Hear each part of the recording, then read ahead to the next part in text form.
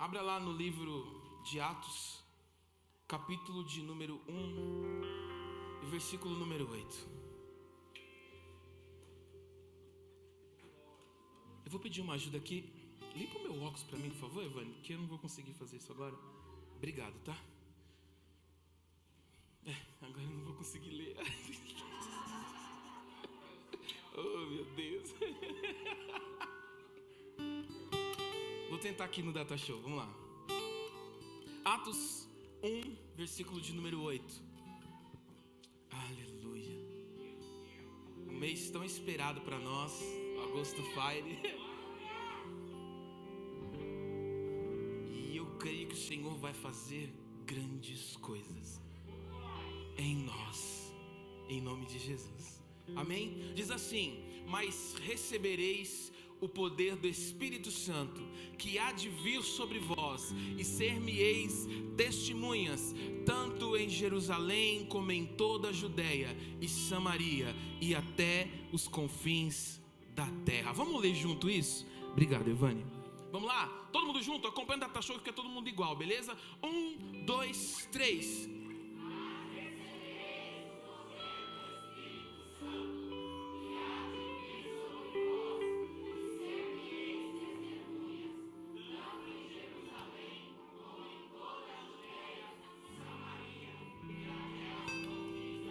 Uau, fecha sua Bíblia e toma o seu assento. Não tire os seus olhos de mim. E se precisar, fique à vontade para glorificar. Sabe o que me deixa muito pensativo? É que todo grande avivamento, todo avivamento acontece quando há um caos na nação, na cidade ou no país. Todo avivamento acontece quando há uma necessidade muito grande de que pessoas e vidas sejam transformadas. Todo avivamento acontece quando algo sobrenatural precisa acontecer no meio das pessoas. E é um texto muito conhecido, Joel 2:28, que há uma profecia, uma promessa de que o Senhor derramaria o Espírito Santo sobre toda a carne. E o profeta, ele vem trazer essa mensagem exatamente neste momento em que Israel está totalmente destruída, em que Israel agora não tem mais nada, está totalmente zerada. Ele começa o seu livro dizendo o seguinte, que de 80 espécies de gafanhotos, 4 passaram pela cidade e destruíram toda a cidade. O cortador, o migrador, o devorador e o destruidor devastaram toda Israel. Nada ficou de pé, não sobrou nada. E ele é tão duro em suas palavras que ele diz ainda que o povo se calou na sua tristeza, que o povo não conseguia mais falar e não conseguia mais se expressar de nenhuma forma. Você consegue entender e analisar que quando há uma grande assolação, o povo se cala? Você prestou atenção que agora vivemos há 2 anos e para mais agora em meio a uma pandemia e o povo se calou.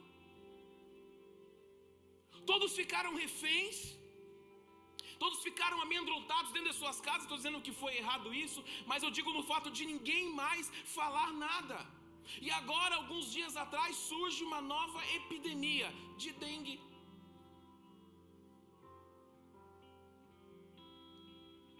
E ninguém fala mais nada. O povo se calou, porque a devastação ela veio de uma forma tão grande que levou dezenas, milhares de pessoas.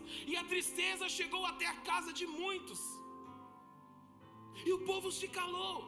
Não foi diferente nessa época de Joel. De uma forma tão pesada, a calamidade estava dentro daquele povo, com aquela nação, que ele falou o seguinte: olha, nós vamos precisar avisar agora a nossa parentela, a nossa próxima geração, para que eles saibam que um dia houve o julgamento de Deus para esse povo. O julgamento de Deus foi tão duro para aquele povo que o próprio Deus autorizou que houvesse uma devastação naquela cidade, porque o povo já não estava mais próximo de Deus.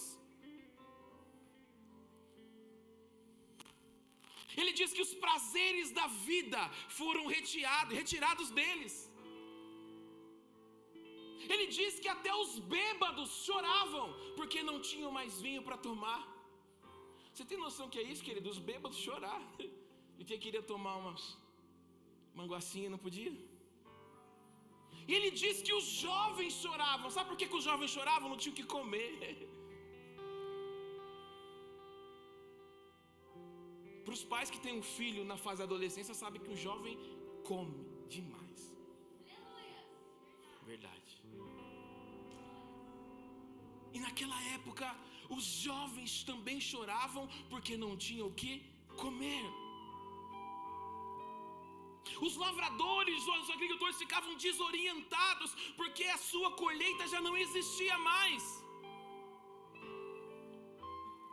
Os sacerdotes não sabiam mais o que falar para Deus, porque eles não tinham também o que oferecer de sacrifício ao Senhor. Porque houve desolação naquela cidade.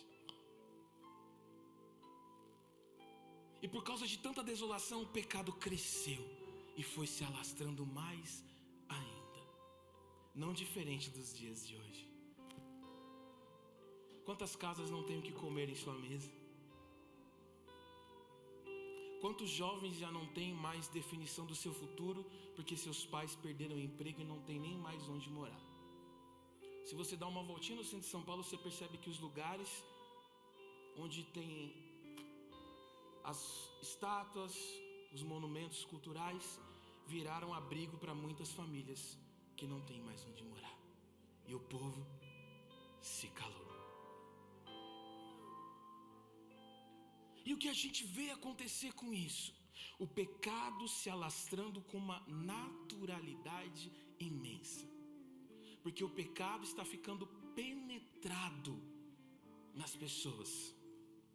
E tem pessoas que ainda parecem não conhecer os princípios de Deus. Ou não digo nem princípios de Deus, mas em reconhecer o que é certo e o que é errado. Eu não sabia. Eu não sabia. Eu não sabia que era errado. Vai me dizer que você não sabia. Porque o povo se calou. Você sabia que nós cristãos somos os maiores formadores de opiniões do planeta? Por que na China caçaram todas as Bíblias? Você sabe disso? Sabia disso? Porque eles estão tirando a voz de quem pode falar e transformar uma nação. Você consegue acompanhar e fica preocupado com tanta coisa e está percebendo que estão tentando calar a voz da igreja no Brasil? Quem percebeu isso? Talvez 10% de 100% aqui hoje. Porque quando o povo se cala, o pecado se alastra. E não há avivamento. É exatamente o que o diabo quer fazer hoje. Só que o mais interessante é que a Bíblia nos mostra que os grandes avivamentos citados pela Bíblia, eles não vão nem falar dos avivamentos aqui, por exemplo, que o Leon citou aqui ontem no culto. Estou falando de momentos citados pela palavra, foram acontecidos diante de catástrofes, diante de momentos em que algo maior e sobrenatural precisava acontecer. Joel é conhecido como o profeta do avivamento. Só que de onde vem esse avivamento? Porque ele está dizendo aqui, olha, Joel 2:8, coloca aí para nós, por favor, Joel 2:8. Vamos ler esse texto para quem não conhece. Aí fica mais fácil para você entender. Me ajuda aqui, vai. Recebi a profecia do Mateus, estou com calor já, Mateus.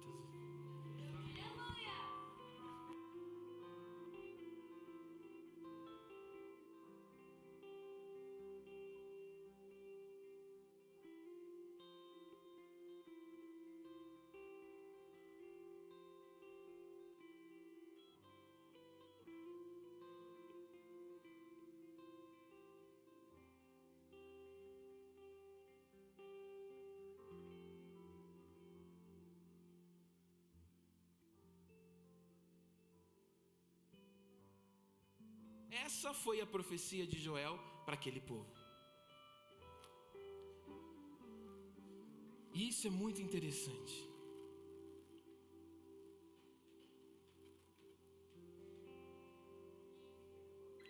Só que de onde vai vir esse avivamento? O avivamento nada mais é do que a manifestação da presença de Deus no coração do seu povo. O avivamento nada mais é do que a manifestação que traz nele, no movimento, o temor a Deus. E esse temor que por sua vez nos faz reconhecer a santidade de Deus. E quando eu reconheço a santidade de Deus, eu passo a pensar e analisar em todas as minhas ações, em todas as minhas escolhas e em todos os meus caminhos. Só que avivamento não é movimento, querido. Não é simplesmente um barulho. Aleluia! Glória a Deus! Pode acontecer? Pode sim. Avivamento não é emoção. Toca aí, toca aí, toca aí. Delícia. Aí você vai viajando. Não é emoção. Não é emoção. Avivamento é a manifestação da presença de Deus, daquilo que há no coração dele, direto e direcionado por nosso coração.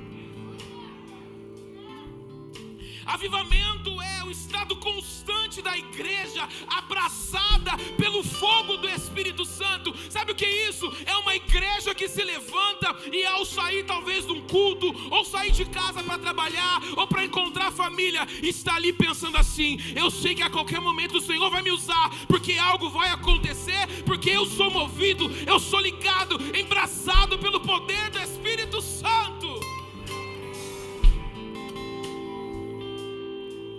Então avivamento é o meu estado constante de ligação a Deus, de ligação na presença de Deus através do Espírito Santo. E o profeta Joel se levantou, usado por Deus, para dizer que não há avivamento se não houver um item presencial e principal na vida de uma pessoa. Se não houver arrependimento. Fala para uma pessoa do seu lado: arrependimento. Fala para ele: arrependei-vos, pois é chegado o reino de Deus na sua vida. Mas o que é arrependimento? Arrependimento é um estado de profunda tristeza pelo pecado, por ter cometido erro, que implica... Deixa eu explicar isso melhor. O Espírito Santo toca dentro de nós e nós ficamos tristes, angustiados, porque erramos.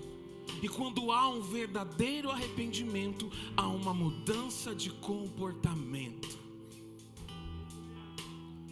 Tem a pessoa que tem remorso. Quer conhecer uma pessoa que tem remorso? Tem um lugar que é muito fácil reconhecer isso: velório.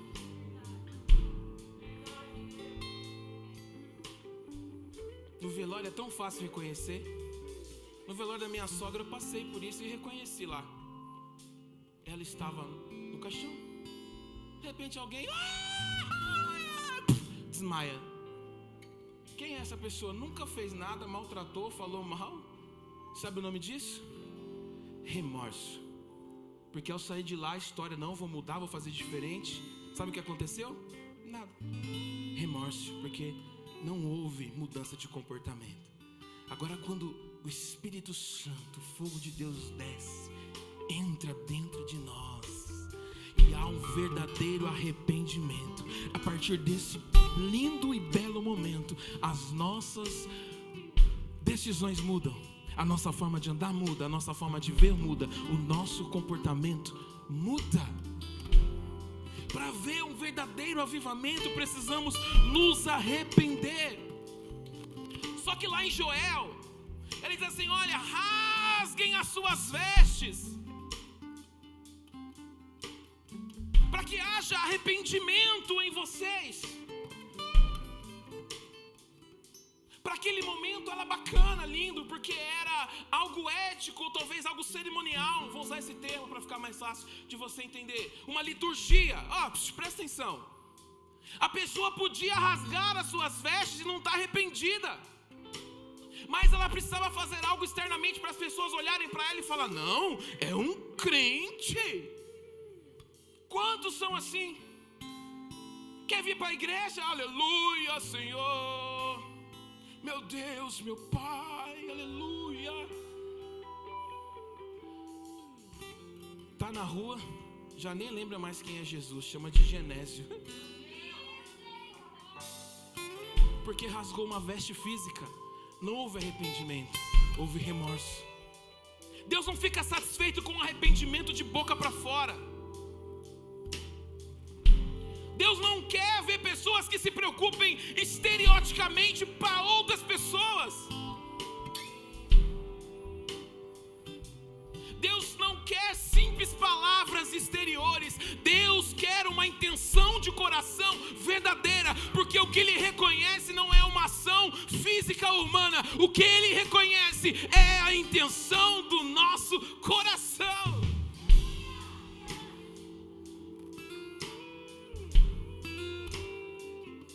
Deus quer que o coração do povo mude, é que se entristeça quando peque. Querido, todos nós estamos submetidos a isso, porque Paulo já disse que a carne é pecado e isso não vai mudar. Então nós vamos sofrer tentações diariamente, 24 horas da nossa vida. Mas nós podemos entender o seguinte: se eu pequei, Senhor, eu não quero ser escravo disso, me perdoa, Pai, mas eu não quero cometer mais o mesmo erro e ficar atento nisso, porque eu me arrependi, porque houve alguém que um dia entregou a sua vida para me alcançar. Então quando, querido, você comete um pecado, ou nós cometemos um erro e persistimos nesse erro, as pessoas que nos olham identificam que o sacrifício de Jesus na cruz não valeu.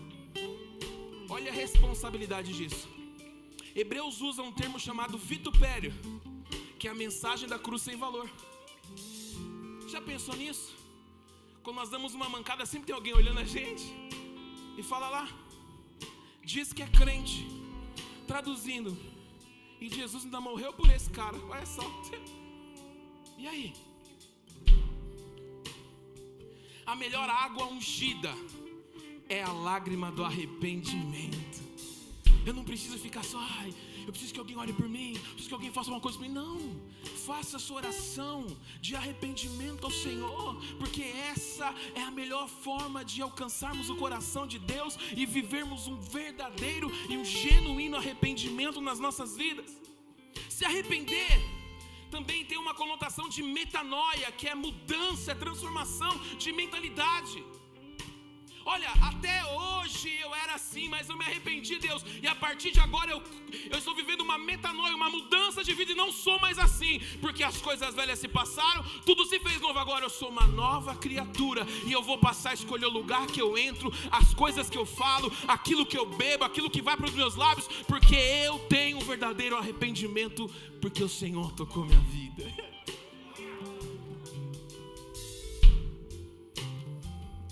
Quando eu me arrependo, eu me converto.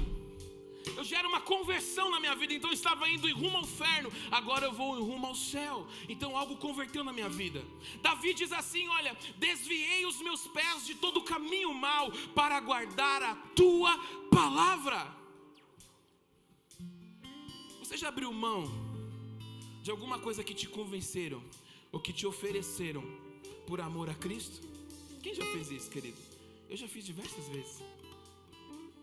Alguém te oferece algo e você fala, não, eu sou cristão.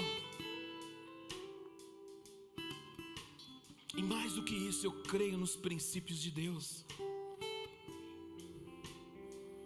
Nós não conseguimos enxergar o arrependimento ou a conversão da pessoa, mas nós conseguimos ver os efeitos que isso produz na vida dela. Tem gente que conhece Jesus, da noite para o dia para de fumar. Tem gente que conhece Jesus da noite para o dia e fica mais 3 anos fumando. Acho que a irmã Sueli contou uma vez, né, irmã Sueli, que na escola bíblica ela falou assim, eu falei, não vou, e Deus transformou e não fumou mais. 3 dias. Olha aí, irmão. Tem gente que fala assim, ai, desculpa querido, mas eu tenho que falar isso pra você. Nós não podemos usar o vício como desculpa, porque eu entendo que a química ela faz parte do organismo físico. Então, por exemplo, uma pessoa que bebe, pelo que eu já li, seria mais ou menos 3 anos para ela eliminar todo o álcool de dentro do corpo dela. Uma pessoa que usa droga seriam 4, 5 anos para eliminar toda a química das drogas do seu corpo. Vai sentir falta, mas tem gente que usa desculpa, ai, eu tô orando para Deus transformar. Se você teve um arrependimento, uma conversão, você vai falar, Senhor, eu sei que vai ser difícil, mas a partir de agora, eu não aceito mais isso na minha vida. E transforma de vida. Vai ser difícil? Vai ser difícil, mas agora você decidiu através daquele que te alcançou, mudou a história. Quando uma pessoa realmente é convertida, ela tem autenticidade e ela fica triste quando comete um erro. Quando uma pessoa está realmente convertida, ela tem uma humilde confissão de pecados. Isso é o que eu mais gosto, porque aí eu mudei de vida. Eu falei, ô Zé, me perdoa, aquele dia eu dei mancada com você, cara. Jesus falou comigo, cara, eu tenho que... Me perdoa, porque Deus é maior e vai nos alcançar. Quem realmente é transformado, arrependido e convertido, sabe que há uma transformação dentro dele. E ele passa a externar isso para quem está perto. Joel predisse o avivamento. Põe de novo para nós, Joel 2:28. Olha só, Joel 2:28. E há de ser que depois derramarei o meu espírito. Há de ser que depois derramarei o meu espírito. Zé, corre lá e pega um balde. Vamos entender isso aqui. Era uma profecia para uma geração. Traz mais um copo de água para mim, por favor. Quem já estiver perto, já ajuda ele aí. Porque era uma nação que estava desolada. E agora, sem saber mais o que fazer, porque o juízo de Deus chegou para aquelas pessoas. E eles não tinham para onde correr. Obrigado, Ivan. Eles não tinham para onde correr. Não tinham o que comer, não tinham o que colher, não tinham como sobreviver.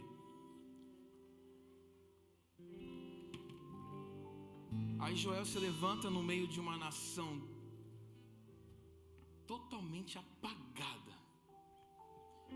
Diz assim, olha, Deus falando para aquele povo, há de ser que derramarei do meu espírito. Deus diz para aquele povo assim, não, eu vou liberar algo para vocês. Eu vou entregar algo para vocês, eu vou derramar do meu espírito. Quando o Senhor te entrega algo, te promete algo, não é contado com conta-gotas igual adoçante. Quando Ele diz que vai derramar, é que todo aquele que estiver debaixo da nuvem do direcionamento de Deus vai ser encharcado. Aqueles que estiverem debaixo da vontade do Senhor, com seu coração arrependido e falando, Senhor, eu me converti. Ele diz assim, olha, eu vou derramar do meu espírito sobre toda a carne, sobre todos aqueles que creem realmente que algo sobrenatural vai acontecer nessa nação. Sabe o que quer dizer isso? Aqueles que estavam agora sem sonhos, sem projetos, passam a ter uma novidade de vida, passam a ter uma esperança de vida, porque o Senhor disse, eu vou derramar e eu vou gerar sobre toda a carne.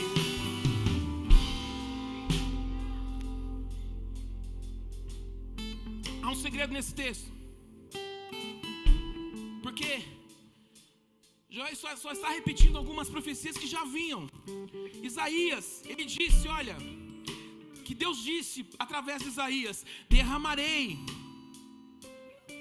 porque derramarei água sobre o sedento e rios sobre a terra seca. Derramarei o meu espírito sobre a tua posteridade e a minha bênção sobre os teus descendentes. Ezequiel disse, nem lhe escondereis a minha face, pois derramarei meu espírito sobre toda a casa de Israel, diz o Senhor.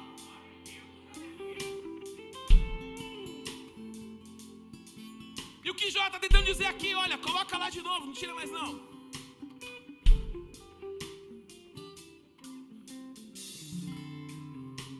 Ajuda aí. Ele vai derramar do Espírito sobre todo o quê? Sobre todo o quê? Quando o Espírito é enviado, é derramado, só há um sinal que pode mostrar que é um verdadeiro avivamento: transformação de vidas. Esses irmãos que ficam com medinho de vir para a igreja, sexta-feira foi algo sobrenatural aqui, viu?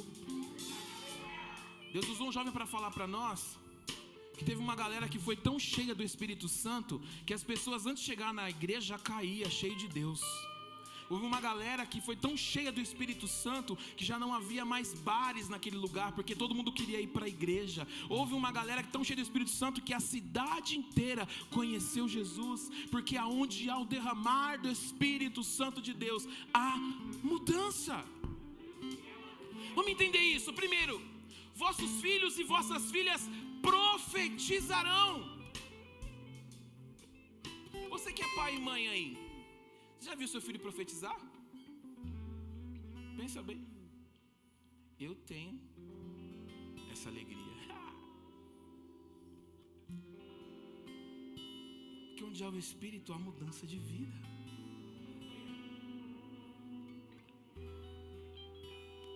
Profetizar, querido, é andar em comunhão tão grande com Deus, que aí você, como profeta, passa a participar dos planos futuros de Deus. Você está entendendo isso?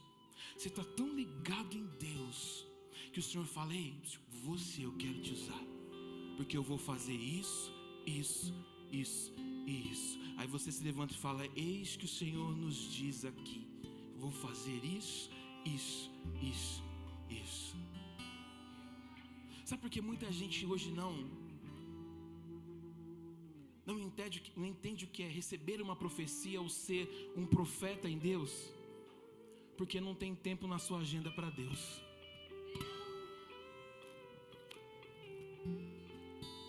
Quanto mais eu sou íntimo de Deus, eu me torno amigo dele.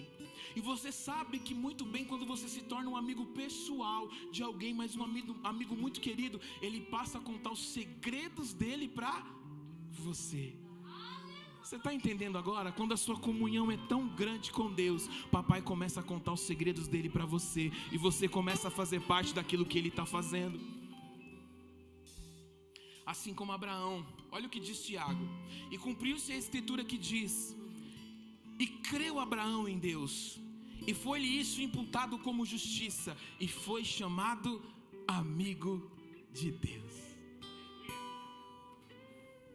Se formos fracos em nossa comunhão com Deus, nós vamos ser fracos em tudo. Se nós não tivermos comunhão com Deus, vai ser muito difícil a gente ter comunhão com uma pessoa de verdade. Porque a Bíblia diz assim: é bem-aventurado aquele que crê no que não vê. Nós não podemos ser uma igreja falha, e uma igreja que eu falo, pessoas que não têm comunhão com Deus. E qual é o principal detalhe para se ter comunhão com Deus? É a oração, querido. E desculpe me falar, mas em um momento de oração, em um culto de oração, dá 10 minutos, um monte de pessoas já senta, porque não tem o que falar. Então leva isso para sua casa com você hoje. Se você não tem o que falar, é porque você não tem contato com Deus, e nem principalmente com a sua palavra. Porque aqueles que têm o que falar, é porque são amigos de Deus, e eles vão ter contato com Deus, e vão gastar tempo naquele momento, e Deus irá revelar a eles algo sobrenatural.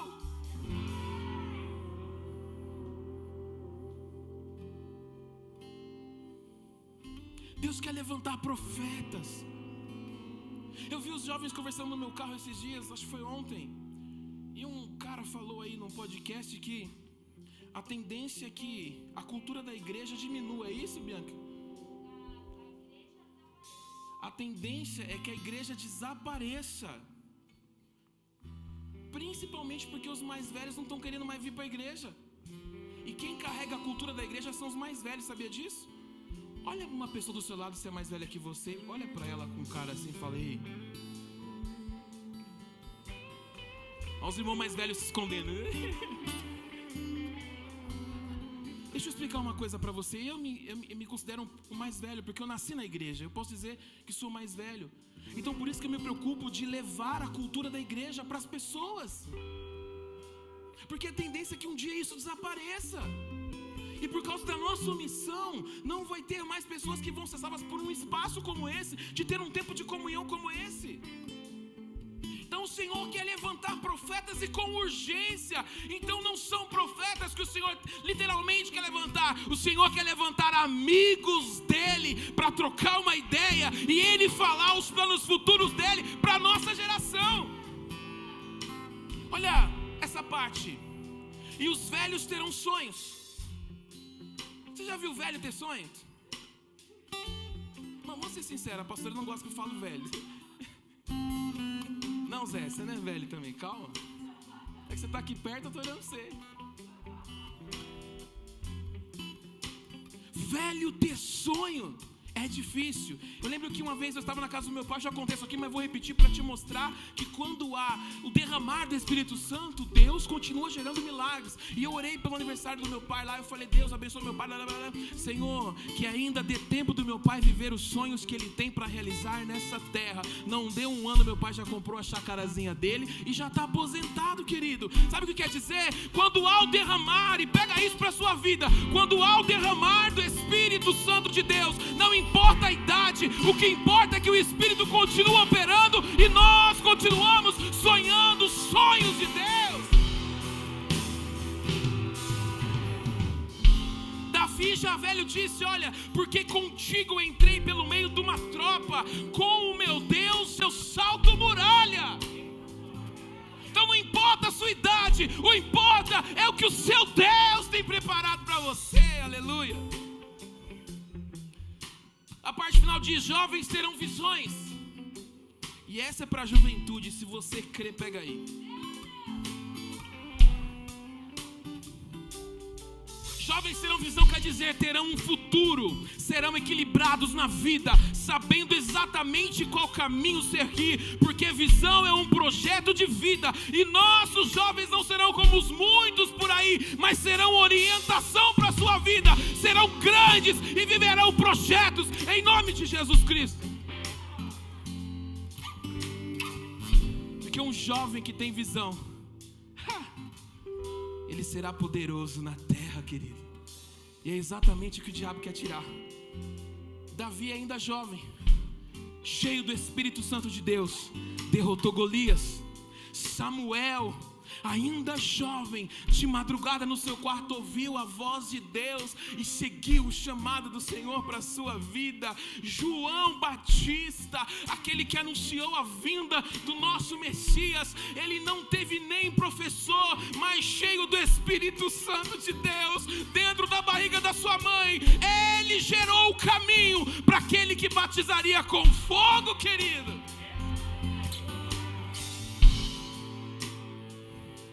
E agora eu tenho Jesus, lá em Atos 1, versículo 8.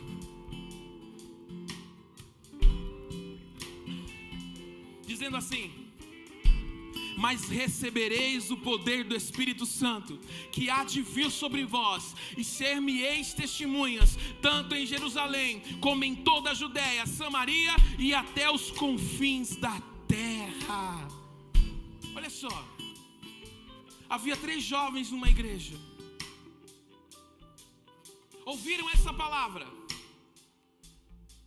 Chegaram até o pastor e perguntaram: pastor, como assim? O que é ser cheios do Espírito Santo de Deus? Eu não estou entendendo, não estou compreendendo isso. E o pastor fala: peraí. Chega até eles com uma peneira e dá uma peneira na mão e diz: vai até o rio. E vocês vão entender o que é ser cheio do Espírito Santo quando vocês conseguirem encher essa peneira. Jovem é desconfiado de tudo, achou estranho, mas foram até o rio. 3 jovens molhavam a peneira, tiravam, molhavam, tiravam, molhavam, tiravam, tiravam. 2 vazaram, não quiseram ficar mais. Um jovem ainda ficou lá, colocava, tirava, e não enchia aquela peneira. Algumas horas depois o pastor chega à beira do rio. Ele diz: pastor, eu não compreendo o que o senhor quer nos dizer, porque eu já estou aqui há horas e não consigo encher essa peneira, porque toda vez que eu tiro a peneira ela se esvazia. Ele disse: aí está a sua lição. Para se manter cheio do Espírito Santo de Deus, você precisa estar sempre mergulhado, cheio de Deus. Se você quer receber virtude, Gálatas 5:25, se vivemos em Espírito, andemos em Espírito. Se eu receber virtude do Espírito, eu vou viver mergulhado nele, porque por onde eu passar, tendo comunhão com o Pai, sendo amigo de Deus, por onde eu passar, Ele vai contar os seus planos futuros para mim. Nós precisamos mergulhar. Nesse primeiro dia nós precisamos entender que nós precisamos mergulhar. Vamos orar. Ai, não estou afim, está muito frio. Tá bom, não tem problema. É você e Deus. Vamos jejuar. Ai, mais carne. Hoje a gente comeu só bolinho de queijo, né, Dom? Irmãos, eu estou com dificuldade de olhar no relógio hoje, porque depois do culto eu vou comer um Mac hoje, irmão. Porque eu sei que valeu a pena. Porque eu quero estar mergulhado no Espírito.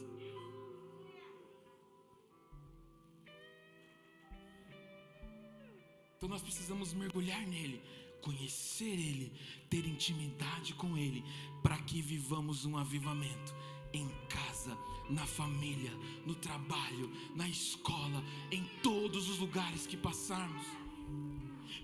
Mas recebemos a virtude do Espírito Santo que há de vir sobre nós, e nós seremos testemunhas. Presta atenção nisso que eu quero encerrar aqui. Sem o Espírito não há poder milagroso, sem poder não há testemunho eficaz, e sem testemunho não há avanço de ir até os confins da terra. E sem o avanço de Cristo, agora o Senhor não pode mais voltar para estabelecer o seu reino. O que eu quero te dizer com isso? Se você não mergulhar no Espírito Santo de Deus, você não vai conseguir ter testemunho, você não vai conseguir falar do Senhor Jesus Cristo. Sabe por quê? Porque nós precisamos falar dele para que ele venha e faça o reino dele aqui nas nossas vidas. Ou seja, para que ele venha e fale: vem, meu povo, valeu a pena, vocês foram cheios, agora é hora de me conhecer pessoalmente e viver e regozijar daquilo que já está preparado para cada um de vocês. Olha só, muito obrigado por você ter ficado até aqui conosco. Creio que o Senhor falou muito contigo através dessa transmissão. Não deixe de nos seguir nas redes sociais, Facebook e no Instagram, QFG Ariston, e no YouTube, QFG Ariston TV. Deixa lá o seu like, se inscreva, porque estamos sempre preparando materiais abençoadores, tá bom? E venha nos conhecer também pessoalmente. O endereço vai aparecer aí para você e vai ser uma honra para nós te receber aqui na nossa igreja também, tá bom? Que Deus possa te abençoar grandemente, e não se esqueça, juntos nós somos fortes. Tchau!